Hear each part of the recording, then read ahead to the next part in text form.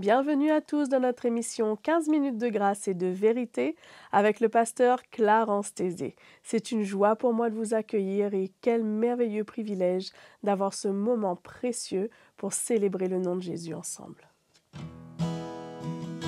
Venez le célébrer, son grand amour, venez le chanter. Le Fils de Dieu est venu donner la vie. Nous te fêtons, roi, car tu nous fais partager ta joie. Et nous chantons en ton honneur un chant d'amour, Seigneur. Venez le célébrer, célébrer, célébrer, chanter. Célébrer, chanter notre roi. Venez le célébrer, célébrer, célébrer, chanter. Célébrer, chanter notre roi. Célébrer, chanter notre roi. Célébrer, chanter notre roi. Alléluia.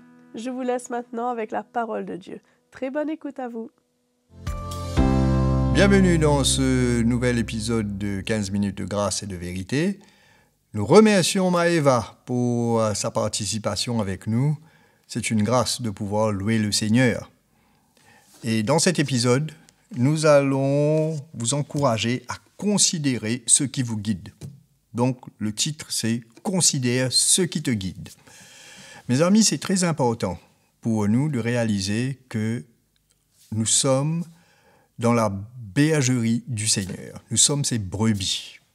Et que lui-même, en tant que bon berger, le souverain berger, c'est lui qui nous guide, c'est lui qui nous nourrit. Mais comment est-ce qu'il le fait? Et il l'a toujours fait au travers de ses serviteurs, qu'il a lui-même envoyés et établis. Nous pouvons voir dans la parole de Dieu que Dieu a toujours envoyé ses serviteurs pour emmener son peuple, diriger son peuple et conduire son peuple à faire toute sa volonté. Et aujourd'hui, c'est la même chose. Et c'est très important pour nous dans le siècle qu'on vit, surtout avec tous les développements des médias et tout, de réaliser que nous avons besoin de nous retrouver sous la tutelle et la garde de nos bergers. Et c'est une institution qui est aussi très attaquée de nos jours. Souvent, nous entendons dire que il faut se méfier des faux bergers, des faux pasteurs. Je suis d'accord. Il faut se méfier des faux. Il faut se méfier des mercenaires. Il faut se méfier de ceux qui, tout en voulant servir à Dieu, mais recherchent un gain au travers de tout cela. Mais s'il y a des faux, il y a aussi des vrais. Et c'est là où nous devons faire attention. Et il faut réaliser que dans l'homme, nous avons ce désir d'indépendance, nous avons ce désir de vouloir prendre les choses en main. Et souvent, si nous regardons aussi dans la parole de Dieu, nous pouvons voir que l'homme s'est toujours aussi rebellé contre les serviteurs de Dieu, n'ont pas toujours accepté ce que les serviteurs de Dieu veulent emmener. Et là, je parle pour ceux, surtout, qui ont connu l'Évangile et qui ont compris ce que c'est que le message même de la croix, ceux qui ont été engendrés dans l'Évangile et qui ont compris combien nous devons nous-mêmes nous identifier aux souffrances de Christ, à sa mort et à sa résurrection, et de réaliser que cela, c'est le fondement même de notre foi, tout ce qu'il a accompli. Et notre relation avec les serviteurs de Dieu qui nous ont emmené l'Évangile de cette manière, et qui sont eux-mêmes issus de cet Évangile, qui sont eux-mêmes fondés sur ce fondement, mes frères et sœurs, nous savons, et mes amis, nous savons nous-mêmes que ce qu'il nous annonce est selon la saine doctrine et selon ce que le Seigneur, avant la fondation de toutes choses, a établi. Quand il parle ici, et il nous dit « Nous vous prions, frères », dans 1 Thessaloniciens, au chapitre 5, verset 12, il nous dit « Nous vous prions, frères, d'avoir de la considération pour ceux qui travaillent parmi vous et qui vous dirigent dans le Seigneur et qui vous exhortent. » C'est très important d'avoir cette considération. C'est très important de pouvoir réaliser que nous devons prêter l'oreille à tout ce qu'ils nous disent afin de pouvoir recevoir de la part de Dieu ce que Dieu a mis dans le cœur pour nous. Bien sûr, le Saint-Esprit nous parle, mais le Saint-Esprit va prendre ce qui est de Jésus et va attester à notre cœur, mais nous ne sommes pas appelés à nous édifier nous-mêmes, par nous-mêmes. C'est vrai que, par exemple, celui qui parle en langue, il s'édifie lui-même, mais, mes frères et sœurs, nous sommes appelés à recevoir au travers des dons que Dieu a fait à son Église. C'est pour cela qu'il a il a fait des dons à son Église. Et il a appelé certains comme apôtres, prophètes, évangélistes, pasteurs et docteurs.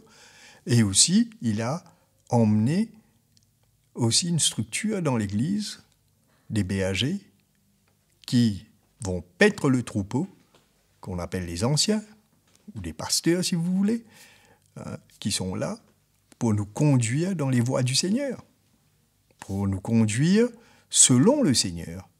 Et dans la manière que nous allons nous considérer, et les considérer, et considérer leurs œuvres, et considérer leur rapport dans notre vie, cela va nous être bénéfique. C'est pour cela qu'il faut faire attention à la manière que nous recevons de la part de quelqu'un. Surtout, là je parle de quelqu'un que le Seigneur nous a donné et que nous savons nous-mêmes où il se tient par rapport à Jésus, à son Église, à ce que nous avons entendu et ce que nous savons qui est vrai. Je ne vous parle pas de quelqu'un qui va venir vous emmener dans n'importe quelle direction, mais quelqu'un qui va vous emmener à vous identifier à Christ, comme l'apôtre Paul, qui lui, quand il débarque à l'église de Corinthe, il dit « Il n'a voulu savoir rien d'autre que Jésus-Christ et Jésus-Christ crucifié au milieu de son église. » Tout ce qu'il voulait, c'est d'emmener le peuple de Dieu sur ce fondement. Et vous allez voir que si ce fondement n'est pas là, bien sûr, nous allons partir dans toutes sortes de directions.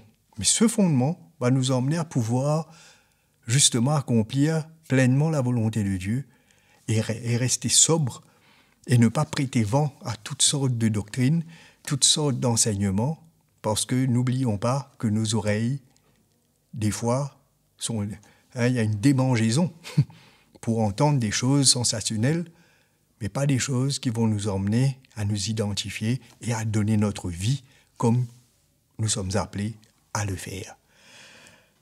Et quand ici, il nous parle, il nous dit d'avoir cette considération pour ceux qui travaillent parmi nous, c'est de reconnaître qu'ils sont appelés de Dieu et qu'ils sont là pour nous conduire. Et que nous avons tout intégré à recevoir, parce que n'oublions pas ce que Jésus lui-même dit, de faire attention à la manière que nous écoutons, parce que de cette même manière, il nous sera donné. De cette même manière, nous allons recevoir. Et si nous recevons quelqu'un en qualité d'un serviteur de Dieu, et que nous-mêmes nous savons que c'est un serviteur de Dieu qui nous parle, mes amis, notre attitude sera différente. Et c'est pour cela que je vous encourage, afin que vous puissiez continuer à persévérer, continuer à marcher. Il nous dit aussi au verset 13, « Ayez pour eux beaucoup d'affection à cause de leurs œuvres. » Ayez beaucoup d'affection pour eux. C'est pas simplement, voilà, lui c'est le pasteur. C'est pas simplement, oui, c'est le serviteur de Dieu. C'est pas simplement, c'est l'ancien. Mais mes amis, réalisons que c'est un instrument. c'est une grâce que Dieu nous a donnée pour nous emmener à pouvoir le connaître. Et surtout que, au travers de ce don, Dieu nous parle et nous éclaire. Il y a une onction sur la vie des serviteurs de Dieu. Et cette onction nous enseigne. Chaque serviteur de Dieu a une onction différente. Chaque serviteur de Dieu a un appel différent. Et ces appels, nous avons besoin de cela pour nous perfectionner et nous emmener à pouvoir servir, nous aussi, après. Et dans son épître aux Colossiens, Paul, il résume cela, je résume ce qu'il dit. Si nous enseignons, si nous exhortons, si nous reprenons, n'importe qui, nous exhortons, c'est pour emmener tout homme parfait en Christ. Voilà notre but. Voilà le but des serviteurs de Dieu. Et c'est pour cela que je veux vous encourager. La prochaine fois que vous verrez un serviteur de Dieu, ou bien vous allez penser à un serviteur du Seigneur, ou à celui qui s'occupe de vous, qui œuvre au milieu de vous, réalisez leurs œuvres, réalisez ce cadeau que Dieu vous a donné. Et recevez. Et ayez beaucoup d'affection pour eux. Je dis bien, c'est écrit ici, beaucoup d'affection. C'est pas simplement ayez de l'affection, mais beaucoup d'affection. Pourquoi ? Parce que c'est un cadeau de la part de Dieu pour vous. Ces instruments, ces personnes, ces dons sont là pour vous emmener vers Jésus. C'est tout. C'est pour cela, regardez pas à ce que vous voyez dans le naturel, mais regardez dans l'esprit, ce cœur qui vient vers vous. Même si des fois, vous avez du mal à recevoir, parce que des fois, Dieu nous parle aussi pour notre bien, il nous corrige, oui, mais vos pères ne vous corrigez pas. Votre papa, votre maman, les gens qui vous aiment. Et des fois, nous-mêmes, on se rébelle contre eux. Donc, c'est dans notre nature. Mais laissons tout ça de côté et voyons combien nous avons besoin de recevoir de la part des serviteurs de Dieu, la grâce que Dieu a pour nous. Dieu va toujours parler au travers de ses serviteurs. Et là où vous êtes, il y a toujours quelqu'un pour s'occuper de vous, que Dieu va envoyer. Alors, est-ce que vous allez avoir de la considération ? Est-ce que vous allez avoir beaucoup d'affection pour eux ? En d'autres mots, ne fermez jamais votre cœur et ne laissez pas votre cœur s'endurcir envers ceux qui vous servent. Des fois, c'est pas facile, mais c'est là où nous avons besoin de prendre notre croix, nous aussi, et nous identifier à Jésus et recevoir ce que le Père veut nous confier, ce que le Père veut nous donner, parce que tout cela vient de Dieu. Donc, je parle, encore une fois, sur une base, que ceux qui vous dirigent sont ceux que vous savez, qui marchent avec la saine doctrine, qui sont sur le fondement de Jésus-Christ, qui portent l'Évangile dans leur cœur et qui forment partie d'une équipe d'hommes éprouvés par Dieu, sous la garde des ministères même que Dieu a établis dans son Église, qui travaillent en relation et qui sont là pour vous conduire dans toute la vérité, afin que Christ soit formé en vous. Si tel est le cas, recevez ces hommes. Et si vous voyez Christ dans ces hommes, recevez et soyez pleins d'affection pour eux. Et rejoignez-les dans l'esprit, soutenez-les et travaillez ensemble pour construire l'Église de Jésus. Donc que Dieu vous bénisse et je vous retrouve à la prochaine session. Nous vous remercions pour votre fidélité. Aimez et partagez cette vidéo autour de vous. Abonnez-vous à notre chaîne CTMI et pour recevoir toutes les notifications, cliquez sur la petite cloche. N'oubliez pas, si vous voulez nous écrire, si vous avez des questions ou pourquoi pas des témoignages, écrivez-nous à l'adresse qui s'affiche sur votre écran. À bientôt!